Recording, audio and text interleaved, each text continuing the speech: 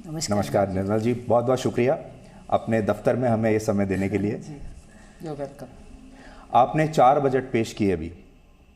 Which one was your best budget? Do you think this one is your best, या इससे पहले का कोई और बजट आपको बहुत पसंद रहा? नहीं, I cannot decide. More than the best, I would think प्रश्न ये होना था कि कौन सा बहुत ही चैलेंजिंग था। पिछले साल का भी चैलेंजिंग था, इस साल का भी चैलेंजिंग था, क्योंकि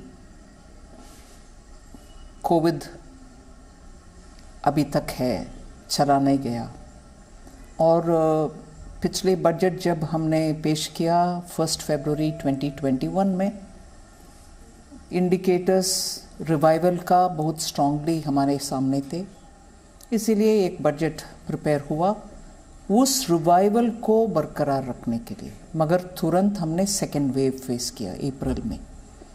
उससे बहुत सेक्शंस जो रिवाइव होना था, जैसे बोलते हैं हॉस्पिटैलिटी सेक्टर्स, और जहाँ लेबर इंटेंसिव नया डिलीवरी का या एयरपोर्ट्स में ग्राउंड स्टाफ का, सर्विसेज सेक्टर का, या hotels, restaurants, barbers, saloons, women's, care centers, beauty parlors, all of them were affected. तब का सेकेंड वेव के बाद फिर उस क्वार्टर वो एक इम्पैक्टफुल था, इसीलिए तुरंत हमने एक और घोषणा भी की। सो वो बजट एकदम चैलेंजिंग वातावरण में बनाया, और चैलेंज बहुत उस समय लगा कि एकदम चैलेंजिंग है। मगर इस साल जब हम इस तैयारी में हैं, वेव ऑलरेडी सेट हो गया है ओमिक्रॉन का। सो बजट पेश करने से पहले ही ये वेव आया, इसीलिए एक के बाद एक चैलेंज ही चैलेंज। सो सबसे चैलेंजिंग बजट कौन सा है, ये प्रश्न अगर आप पूछे तो भी आंसर इतना आसान नहीं है, फिर भी that would have been the question. मगर मैं बहुत धन्यवाद देना चाहती हूँ भारत के नागरिक हर एक के लिए कि इस इतना कठिन अवस्था में भी वो जितनी भी राहत मिल रही है, किसी को नहीं मिले, फिर भी सब उनके अपने अपने करते आ रहे हैं। इसके वजह से ही आज भी थोड़ा उम्मीद है इकोनॉमी उठ जा रही। आज़ादी के बाद से इस तरह का चैलेंज भारत के किसी वित्त मंत्री के सामने नहीं आया कि ऐसी स्थिति में बजट बनाना हो। आपको लगा कि आपको एक स्पेशल काइंड ऑफ ट्रेनिंग की आवश्यकता थी, या आपको ऑन द जॉब मिल गई? क्योंकि ये सबसे मुश्किल हालात के 2 बजट आपने पेश किए, 2020 का और उसके बाद अगला। तो आपको कैसा लगा कि जब आपने पहला बजट पेश किया पोस्ट कोविड, आपको ऐसा लगा कि it's going to be a very very difficult challenge for you, और समझ में नहीं आ रहा कि कैसे किया जाए, क्योंकि ये it is also at the same time a thankless job. सब लोग कभी आपसे खुश होंगे नहीं।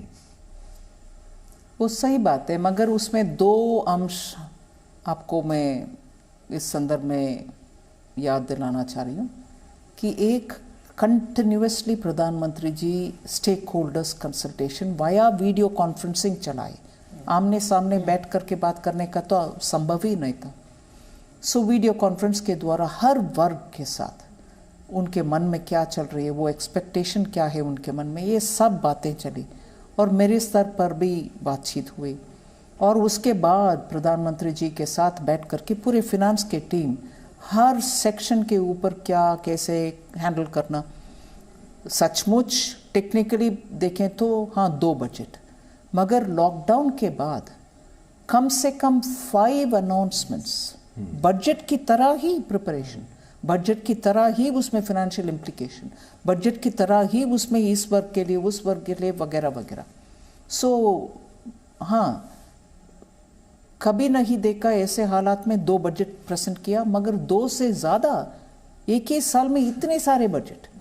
सो ये सिचुएशन तो वेरी चैलेंजिंग था, और इसमें जैसे मैंने कहा जनता का इनपुट भी आना, हर वर्ग का इनपुट भी आना, और प्रधानमंत्री जी इसके साथ हमारे साथ बैठ करके छोड़ा नहीं दिया, मतलब फिनांस मिनिस्ट्री की रिस्पॉन्सिबिलिटी है, वो कुछ करके आएंगे, वो भी हुआ, हम बैठकर इधर तय किया, मगर उनके साथ कंसल्टेशन भी, और जो कंसल्टेशन उनको हर वर्ग के साथ हुआ, उनसे इनपुट हर एक बार इसमें है कि नहीं देखना, फिल्टर करना, ये सब इतना रिगरस, इतना डिटेल में, और इतना सपोर्ट, जो लीडरशिप आपके पीछे हैं और हर कदम आपके साथ वो सपोर्ट दे रहे हैं।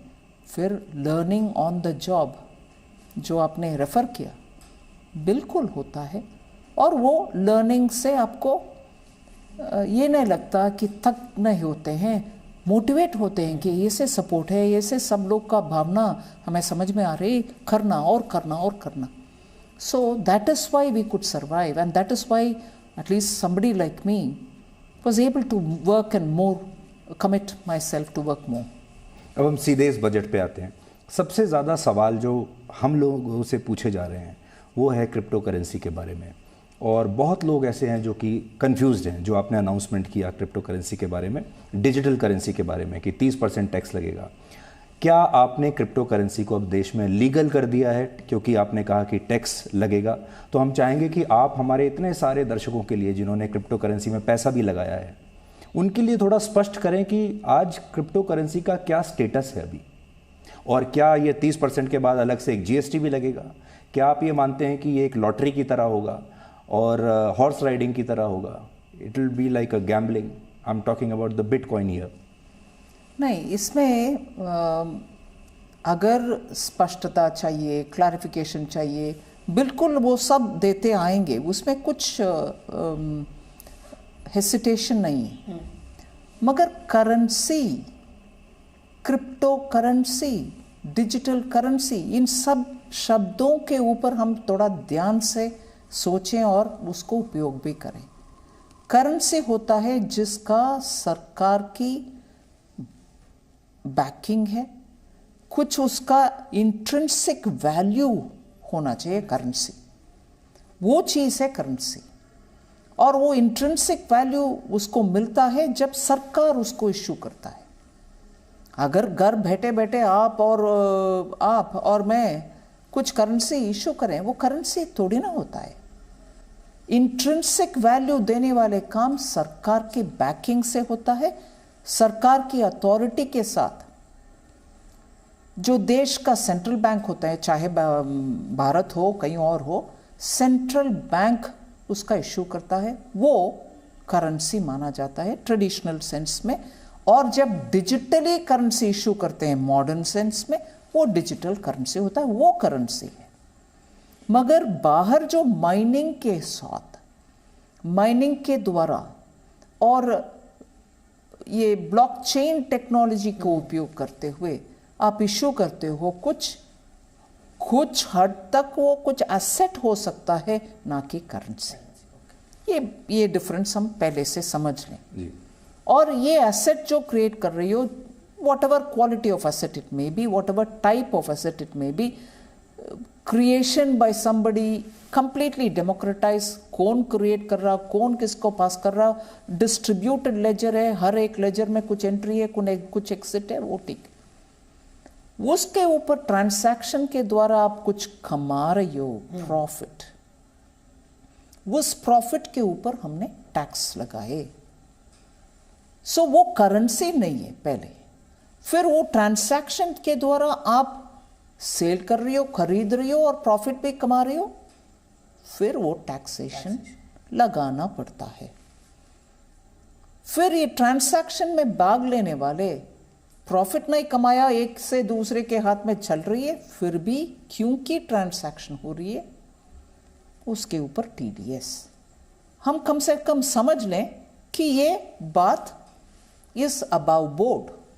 टीडीएस का अर्थ यही है कि वो एडिशनल टैक्स नहीं है, आप बाकी जो टैक्स भरेंगे उसमें रिकंसाइल कर दो भैया।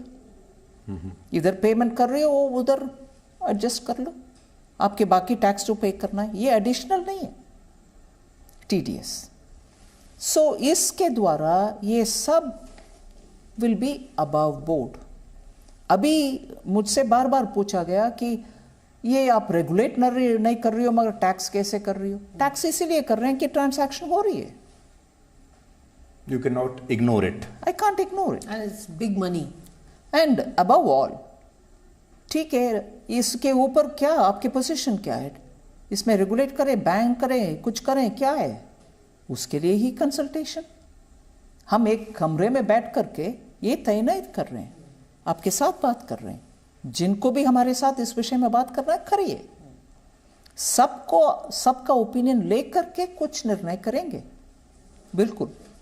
सो कंफ्यूजन के कुछ भी कारण नहीं है। मगर अगर टेक्निकली क्या इसमें 30% लगाना है, ये 30% के अंतर्गत आएगा कि नहीं, ये सिर्फ ट्रांजैक्शन है इसीलिए इसमें सिर्फ टीडीएस है क्या, इन सभी प्रश्नों के लिए जरूर हम हर कदम तैयार रहेंगे जरूर क्लैरिफिकेशन देने के लिए। ओके मैम, एक बात जब आपने बजट की कही और कहा कि ग्रोथ ओरिएंटेड बजट है, हमने भी बिल्कुल यही होप किया था कि ग्रोथ बूस्टर जो हमने थीम भी चलाई वो यही रही, क्योंकि एक्सपेक्टेशन थी कि डीरेल ना हो जाए। जो आपने भूमि और फाउंडेशन ले की थी पिछले बजट में वो यही थी और कंटिन्यूटी हमें दिखी।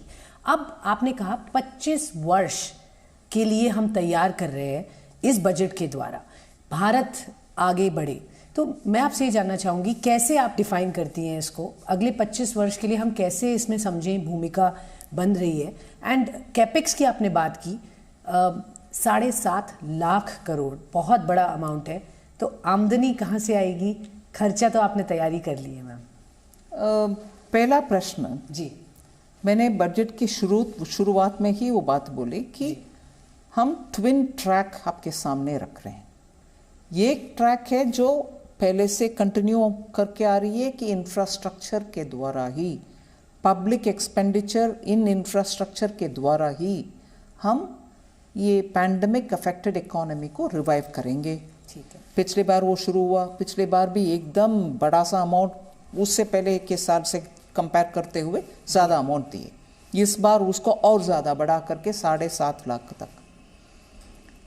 इतने पैसा पब्लिक एक्सपेंडिचर के द्वारा creating assets, roads, ports, airports, inland waterways या कुछ common economic corridor running through several states, ये सब बनाने में बहुत सारे मल्टीप्लायर इफेक्ट होगा। आप बिजनेस मैटर्स डील करते हैं, आपको मालूम है 1 रुपया खर्च करने में कैपिटल एक्सपेंडिचर में उसका मल्टीप्लायर कन्वेंशनल एनालिसिस में ये बोला जाता है 2.95 रुपीस तक। 1 रुपया का खर्च करने में 2 रुपया 95 पैसा तक आपको बेनिफिट मिलेगा। मतलब इकोनॉमी में आर्थिक एक्टिविटी, जॉब्स उधर इन सिटू मिलेगी, ब्रिजेस, उसके लिए सीमेंट, उसके लिए स्टील, सबका वो एक विषय है। अगर मैं कैपिटल एक्सपेंडिचर के द्वारा नहीं करूं और रेवेन्यू में दूं, मतलब मैं सीधा उसका उदाहरण सिंपल जो फ्लोटिंग में है उदाहरण, आपके हाथ में पैसा दूं, उससे मल्टीप्लायर इफेक्ट होगा। मगर कितना होगा? हर 1 रुपया के लिए 0.95 ही मिलता है, लेस देन 1 रुपी मिलता है। इसीलिए मैं और पूरे हमारे टीम और प्रधानमंत्री जी का ये पिछले साल से बिलीफ है कि खर्च करो तो मल्टीप्लायर इफेक्ट ज़्यादा जिसमें से मिलेगा आपको वो करो। टेक्निकली हम मल्टीप्लायर इफेक्ट बोलते हैं, मगर उसका मतलब क्या है? जॉब भी मिलेगा, डिमांड भी बढ़ेगी, और डिमांड सीमेंट का, स्टील का सिर्फ नहीं बढ़ेगी, उधर काम करने वाले उनके खर्च, उनके कपड़े, खाने का चीज़ और उनका इधर उधर का ट्रैवलिंग का खर्च, ये सब भी मल्टीप्लायर में इंक्लूडेड है ना। इसीलिए इसका मल्टीप्लायर ज़्यादा, हाथ में पैसा रखने का मल्टीप्लायर कम। तो वैल्यू डिस्ट्रक्ट ना हो, हाँ। आप वैल्यू इन्हांस करने की आपने बात की। ओके, तो जो ये कहीं ना कहीं ये आंसर हम समझ लें मैम, जो लोग बात कर रहे हैं कि मिडिल क्लास लोगों के लिए ज़्यादा कुछ नहीं हुआ, हम ऑनेस्ट टैक्स पेयर्स हैं, हमें क्या मिला इस बजट से, हमेशा उम्मीद लगी रहती है। क्या अब हमें ये सोच बदलने चाहिए, अब ये मान लें कि इस तरीके से इस बजट या आगे आने वाले बजटों को ना देखा जाए? नहीं, मैं भी मिडिल क्लास हूँ, आप भी मिडिल क्लास हैं, ठीक है। सब जो बात करते हैं और मैं समझ सकती हूँ जी, ठीक है। और नॉर्मली मिडिल क्लास, और मैं भी उस टर्म को लूजली उपयोग कर रही हूँ, नॉर्मली मिडिल क्लास मतलब कुछ ना कुछ इनकम है, you are not poorest of the poor, इसीलिए हम डबली सफ़र कर रहे हैं, लोग बोलते हैं और मैं भी उसको एक हद तक सहमत हूँ। ओके, ठीक है, we are not as poor as to you know we say no I am not without income, I am getting some, but you are taxing me, I am not high net individual, so who can pay the tax and be aram, magar you are taxing me, and for this tax what am I getting? I agree, these are very very right questions to ask, and I fully am sensitive to it. okay. But my answer to that, being in this side of the table, is what exactly do we mean about middle class? It's spread across the board. Farmers में middle class नहीं है क्या? Middle class के बच्चे विदेश में जाकर पढ़ रहे हैं, उनके लिए हमने LRS स्कीम के द्वारा पैसा भेजने के लिए कुछ ओपन नहीं किया, almost like I don't know 2.5 crores or something like that, we allow them to transfer money to their children. Isn't that for middle class? You'll remember in 2019 there was huge outcry, and rightly, about middle class having taken loan, invested in buying apartment, but couldn't get the apartment because they were all stuck. They were paying EMI in the banks, but paying rent also. Didn't we come up with a scheme so that those stuck projects can be completed and चाबी middle class के हाथ में रखो? मैं मुंबई में जाकर के एक प्रोजेक्ट्स के सक्सेस होने के कारण चाबी देकर आई। ये प्रोजेक्ट हमारे घर के मोदी जी के सरकार के प्रोजेक्ट नहीं है, वो मिडिल क्लास के लिए नहीं है। पूरे देश भर में टियर 2, टियर 3 सिटीज में ऐसे स्टक प्रोजेक्ट्स को कंप्लीट करने के लिए हम ही तो पैसा दे करके उसको कंप्लीट करवा रहे हैं। जो प्रोमोटर उसको छोड़कर चले गए थे, ये मिडिल क्लास के लिए किए। अफोर्डेबल होम्स के लिए जो टैक्स कंसेशन और इंटरेस्ट रेट में इंटरेस्ट सबवेंशन जो देते हैं 45 लाख का तक आप घर खरीद लो, वो मिडिल क्लास के लिए नहीं है। आज मेडिकल कॉलेज और मेडिकल कॉलेजेस इतने सारे पूरे देश में खोल रहे हैं, सीट्स बढ़वा रहे हैं कि MBBS पढ़ो, नर्सिंग पढ़ो जी, ये मिडिल क्लास के लिए नहीं है। हर एक एम्स में कितनी जॉब्स मिलती है, इन सब का देश भर में इन्वेस्टमेंट जब होती है, ये किसके लिए है?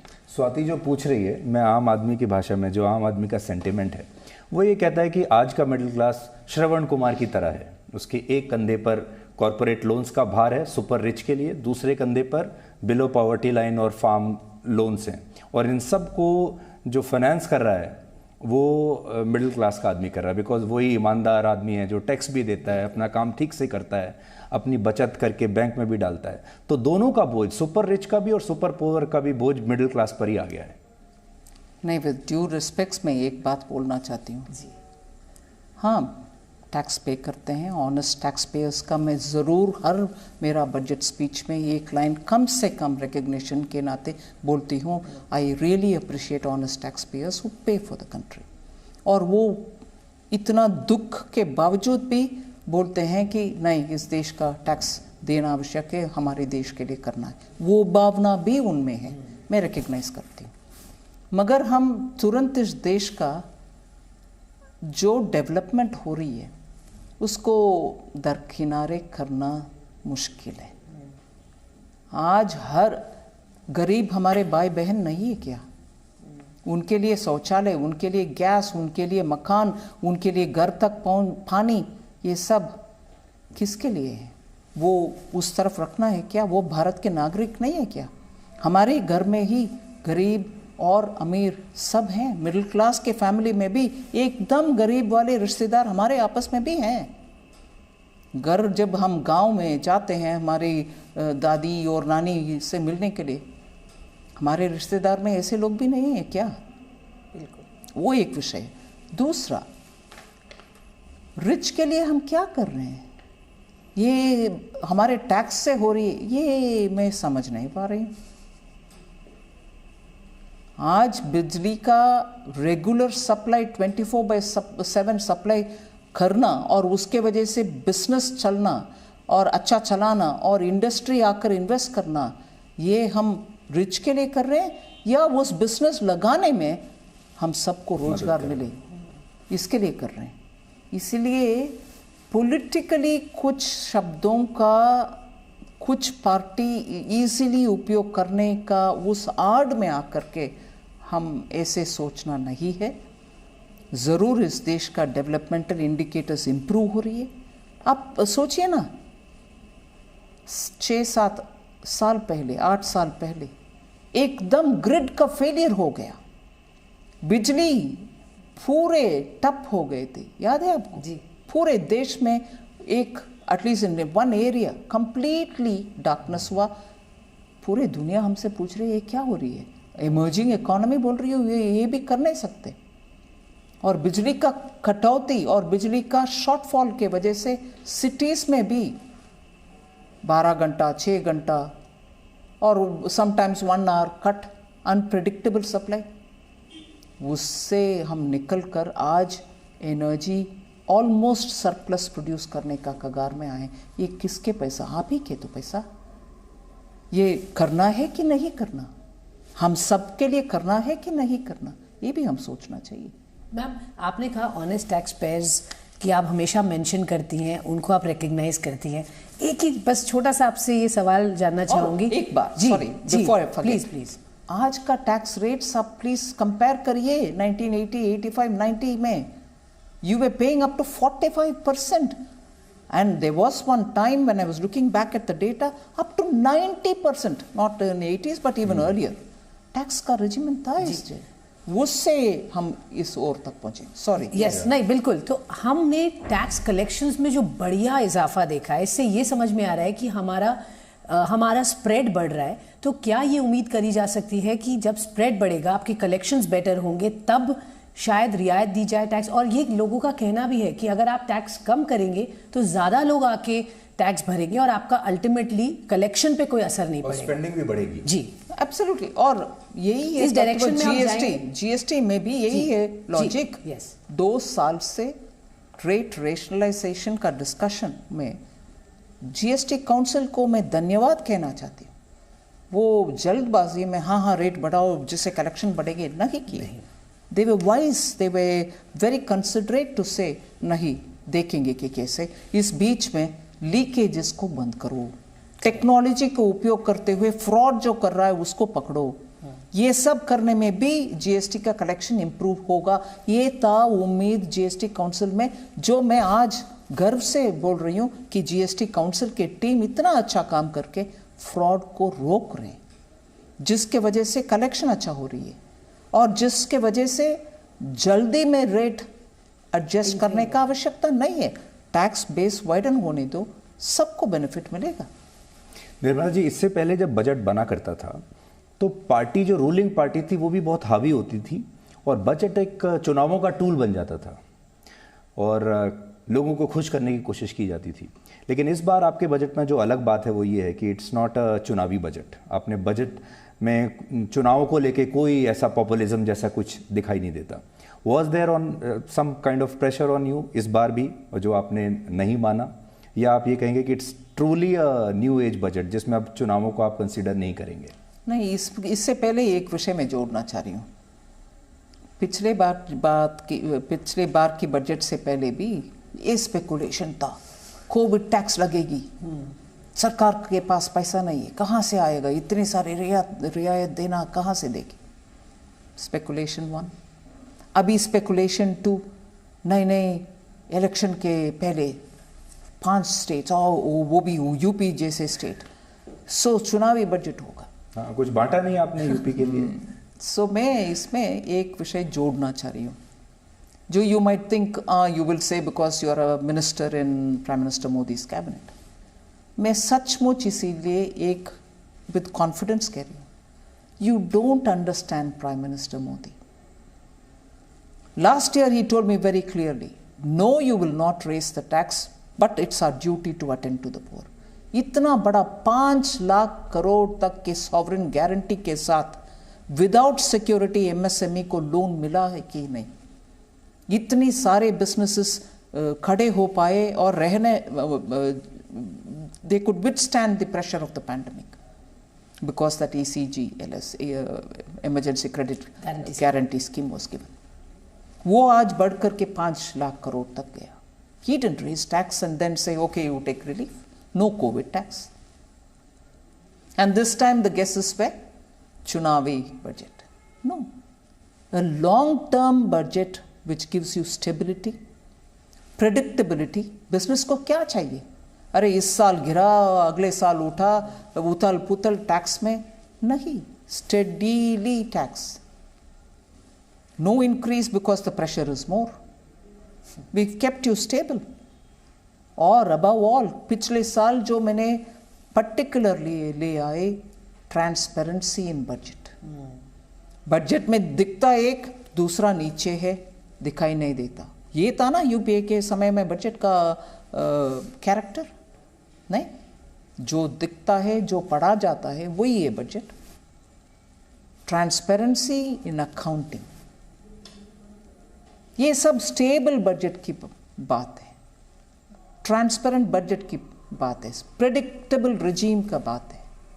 यही तो इस बजट का कैरेक्टर. हमने ये भी देखा कि आप अपना जो बजट का भाषण है अब टैब से आप पढ़ के बोलती हैं. इट्स अ न्यू चेंज जो पहले नहीं होता था. उसके पीछे कोई खास वजह? और you want to really project the budget as the futuristic high tech digital budget? पिछले साल से ये शुरू हुआ है. We brought in that because I thought it was time that we should make a difference in the sense of paperless budget banana. Files paperless चल रही है आजकल और कोरोना के समय बहुत ही उपयोगी रहा. We didn't have to touch because initially people who didn't want to touch currency, banks में सैनिटाइज करते थे बैंक हर रुपया को. So उस समय तो we thought this making it digital will be perfectly acceptable and it helped because work from home जब होता है डिजिटल रहने में बहुत फायदा है. Yeah, you belong to the pre-internet era. और आज आप टैब से बजट पढ़ के बता रही हैं, डिजिटल बजट बना रही हैं. हाँ जी. सो ये पूरा ट्रांसफॉर्मेशन कैसे हुआ? मगर भारतीय एक्चुअली अब जनता हमारे लोगों को देख लीजिए, डिजिटल पेमेंट को कैसे एक्सेप्ट करती है. गांव में खेती के उस पार बैठ करके खेती से निकाला गया मूली, सरसों, उसको बेचने वाले किसान भी क्यूआर कोड रख रहा बगल में. जब वो कर सकते हैं, हम क्यों नहीं कर सकते? बिल्कुल करना भी है. अडेप्टेशन उनके, हाँ, रेडी टू अडेप्ट कितने मानसिकता है, वो हम ज़रूर अप्रिशिएट करना और एमुलेट भी करना चाहिए. निर्मला जी, एक जो बजट का ड्रिल रहता है, आपने बजट पेश किया, उसके बाद आपकी पार्टी बोलती है तुरंत ऐतिहासिक बजट, आज तक का सबसे बढ़िया बजट पेश किया है. थोड़ी देर के बाद राहुल गांधी आ जाते हैं कि एंटी फार्मर बजट है, एंटी पुअर, मिडिल क्लास के लिए कुछ नहीं है. और फिर धीरे धीरे शाम तक पूरे न्यूज़ चैनल्स पर डिबेट होने लगता है. And finally you know seem to be explaining कि नहीं ऐसा नहीं है. सो जब आप बजट बनाते हैं, आप पहले से इस बात की तैयारी करके रखते हैं कि आपके ऊपर यही आरोप लगने वाला है कि एंटी पुअर है, मिडिल क्लास के लिए कुछ नहीं है, फार्मर्स के लिए कुछ नहीं है, and then you have to give some kind of explanation. Is there any kind of pressure also while making the budget? We prepare to be able to explain what is in the budget. And in that process, what is in the budget for A section, B section, C section. Yes, we prepare for that because we have to explain the budget out. मतलब वो तो ज़रूर exercise करते हैं, मगर मैं एक हल्की सी बात इसमें जोड़ना चाह रही हूँ. मुझे किसी ने भेजा एक आर.के. लक्ष्मण के कार्टून जो 1985-86 उस समय का है. उसमें बोल रहे हैं कि मीडिया जा कर के किसी नेता से पूछता है, तब माइक नहीं है, वो लिख रहा है मीडिया, शायद वैसे पिक्चर है, और आम आदमी उधर जो आर.के. लक्ष्मण के कार्टून के मेन हीरो है वो खड़े होकर सुन रहा है. यही था. विपक्ष के नेता उस समय भी उस कार्टून के द्वारा यही बोल रहा है कि फार्मर के लिए कुछ नहीं है, गरीब के लिए कुछ नहीं है, मिडिल क्लास के लिए कुछ नहीं है. मैं लाइट हार्टेड कमेंट बोल रही हूँ. कुछ इश्यूज हर बजट के बाद स्टॉक लाइन हो गए हैं, और जब हम इस इश्यू के बारे में, इस बजट के बारे में बात करते हैं, फार्मर्स के लिए इतनी सारे हैं. आज का उनका छोटा फार्मर का हालात देखते हुए जो प्राइम मिनिस्टर ने उनको किसान सम्मान निधि देते हैं, वो डायरेक्टली उनके अकाउंट तक पहुंचता है। साल के लिए 6,000 रुपीज़ ईच फार्मर का, उससे शायद अप टू 10 करोड़ फार्मर्स का बेनिफिट मिल रही है। उनके फर्टिलाइजर का प्राइस चाहे कुछ भी हो दुनिया में, last year fertilizer prices went up the roof. We took it all because import ही करते हैं, इस देश में नहीं है फर्टिलाइजर का रॉ मटेरियल। उसका कॉस्ट हमने फार्मर को पास नहीं किया, सरकार ही उस बोझ को उठाए, क्योंकि फार्मर्स को सपोर्ट करना है।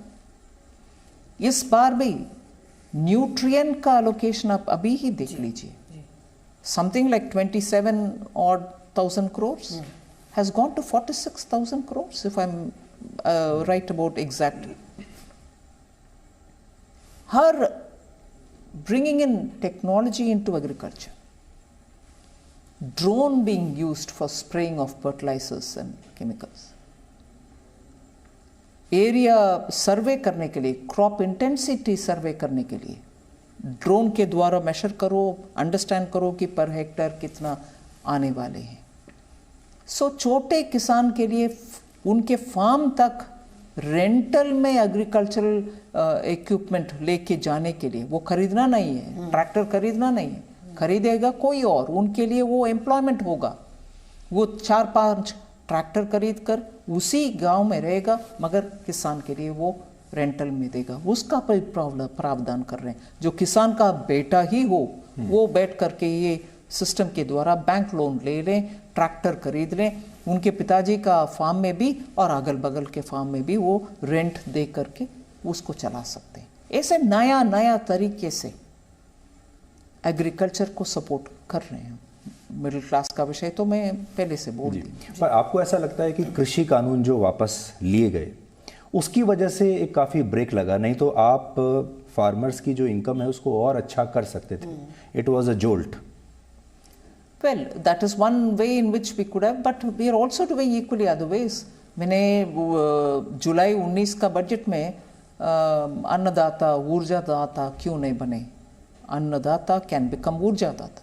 We gave them solar equipments for their own pumps for pumping out water. नहीं तो वो एक्सेस रहने में ग्रिड को सप्लाई भी कर सकते हैं। और एग्रो फार्म्स, बी कीपिंग, ऐसे फार्मर के लिए एक्स्ट्रा, और आजकल भी फूड प्रोसेसिंग के द्वारा विलेजेस में ही वैल्यू एडिशन करने के लिए एग्रीकल्चर प्रोडक्ट्स के लिए हम प्रावधान दे रहे हैं। VGF वायबिलिटी गैप फंडिंग के द्वारा यूनिट्स लगाने के लिए प्राइवेट पार्टीज को ले आ रहे हैं। ये सब भी किसान के लिए ही। आपको ऐसा लगता है विपक्षी जितनी पार्टियां हैं वो ये कह रही हैं कि कृषि कानूनों की वजह से जो प्रोटेस्ट चला उसकी वजह से किसान सरकार के या बीजेपी के खिलाफ हो गए हैं? जैसे अभी चुनाव में वेस्टर्न उत्तर प्रदेश, पंजाब, बहुत इस तरह के जो किसान हैं, और आपने इतनी नई नई योजनाएं चलाई हैं उनके लिए। Do you think, you are hopeful that you will be able to neutralise them? क्योंकि अभी ग्राउंड पर जब जाते हैं तो कई बार ऐसा लगता है कि किसान नाराज़ है और इसीलिए उन्होंने इतना लंबा प्रोटेस्ट किया और ये इतना एक पॉलिटिकल इशू बन गया।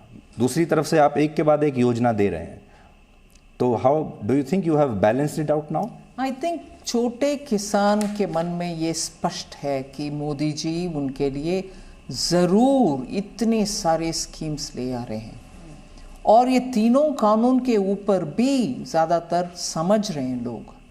ठीक है, जैसे प्रधानमंत्री जी ने वो गुरु पूर्णिमा के दिन बोले, कुछ वर्ग हैं उनको कन्विंस नहीं कर पा रहे हैं, इसीलिए उनको विड्रॉ किए। मगर आप देखे होंगे बहुत सारे किसान खुद जब मीडिया जाकर उनसे बात करते हैं वो बोलते हैं कि MSP के द्वारा खरीदार हो रही है और ज़्यादा पैसा तुरंत उनके अकाउंट में आ रही है, विदाउट डिले आ रही है। सो छोटे किसान सब ज़रूर इस बात को समझ रहे हैं। मैं उससे समझ रही हूँ कि इम्पैक्ट पॉजिटिव होगा चुनावी राज्यों में भी, क्योंकि उनको समझ में आ रही है कि कुछ इसमें गड़बड़ नहीं है, पैसा मिल रही है, प्रोक्योरमेंट हो रही है, MSP मिल रही है, और इतने सारे एक्स्ट्रा फैसिलिटी भी उनको आ रही है और भी आएगा। ओके, उनके हित की बात हो रही है जैसा आप बता रही हैं। कॉर्पोरेट इंडिया बहुत खुश है बजट से। आपने ग्रोथ की बात की, जैसे मैंने शुरू में कहा। एक सवाल मैं आपसे जानना चाहूँगी, गवर्नमेंट ने अपनी तरफ से कमिटमेंट कर दी हम इतना पब्लिक कैपेक्स करेंगे, एक्सपेंडिचर करेंगे, हम प्राइवेट में ये सेंटिमेंट नहीं देखते। हम उनसे पूछते भी हैं कि आप अब कमिट करेंगे, हमें तो ठीक से नहीं दिख रहा है, एटलीस्ट ऑन ग्राउंड मैम हमें नहीं दिख रहा कि वो लोग कमिट कर रहे हैं, आगे आ रहे हैं और कह रहे हैं अब हम बड़े प्लांट्स लगाएंगे, एक्सपैंड करेंगे, अब हमें कॉन्फिडेंस आ गया है।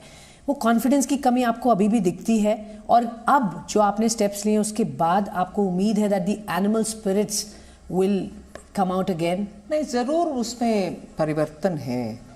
और जो कॉर्पोरेट टैक्स के रिडक्शन के बाद उनके कुछ आउटस्टैंडिंग इश्यूज़ को वो सॉर्ट आउट करके आज बाहर जब आने के लिए तैयार हैं, तब आ गया सेकेंड वेव और उसके कोविड सेकेंड वेव और उसके बाद ये ओमिक्रॉन भी। मगर ओमिक्रॉन का विषय में सबको मन में ये स्पष्ट है कि इतना सीरियसली अफेक्ट नहीं किया, विस्तार से स्प्रेड हो रही है मगर it's not going to be very damaging.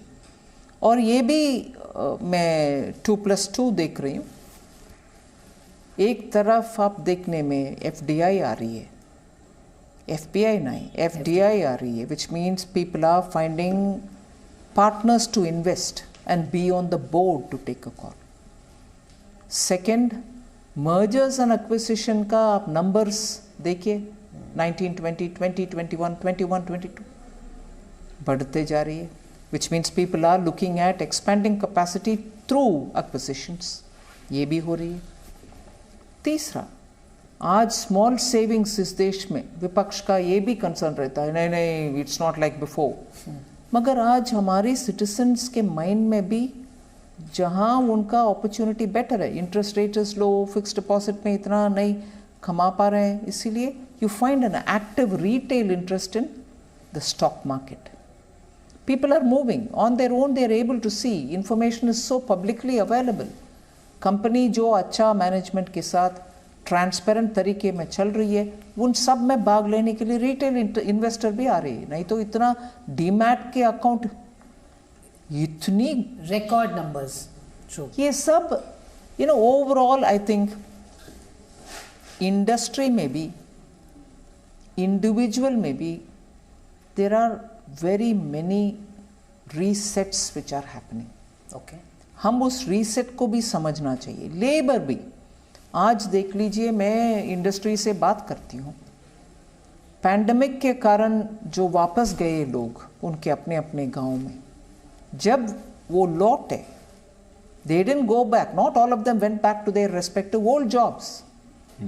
Some of them went to newer jobs, some of them demanded better wages and went to a different employer.